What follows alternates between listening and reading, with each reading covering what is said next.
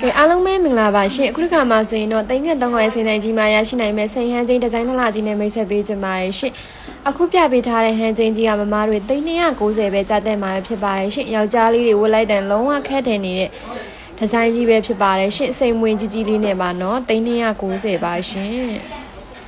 ကဲနောက်တဲ့ဒီဇိုင်းလေးရတာမမတို့ရေဒီလို MC Hong Kong City MC အကျဒီဇိုင်းလေးပဲဖြစ်ပါတယ်ရှစ်စိန်တည်းရွှေတည်းနဲ့ပါပဲเนาะဒါလေးရတာမမလေးတွေပဲဝေးကိုကိုတွေပဲဝေးဦးလို့ရဒီဇိုင်းလေးပဲဖြစ်ပါတယ်ရှစ်ဈေးနှုန်းလေးက390ပဲကြာတဲ့မှာပဲဖြစ်ပါတယ်ရှစ်390ပါ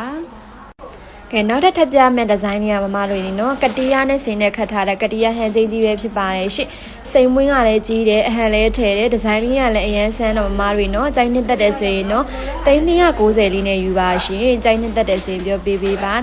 390ပါရှင်